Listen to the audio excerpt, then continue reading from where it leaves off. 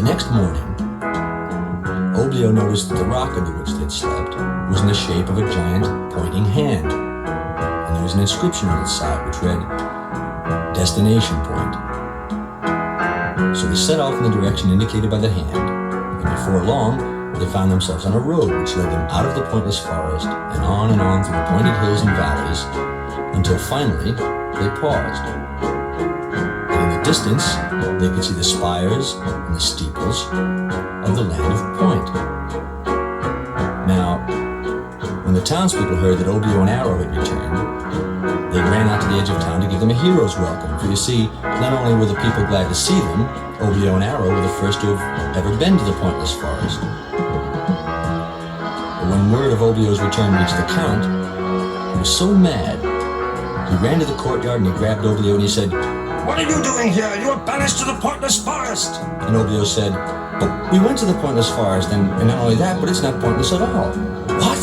There was a huge gasp from the crowd. "Nonsense," said the Count. "You're in trouble!"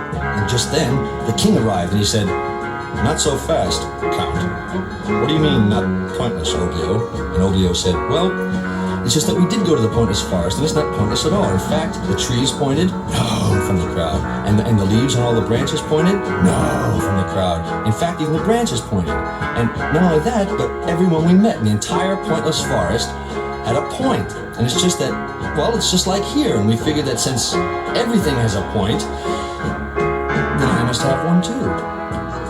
And just then someone in the crowd yelled out, "He's got a point there!" And at that point, the bell sounded in the pointed steeple, and all the points and the tops of all the buildings in the whole land of Point began to melt. And at that point, the points on the tops of the heads of all the people in the whole land of Point began to melt.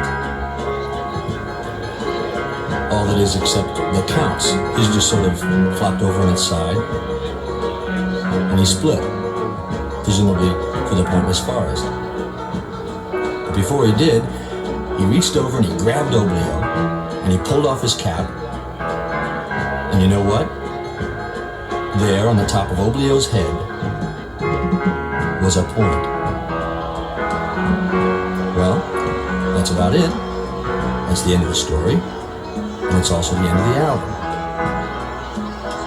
So, thank you. And good night.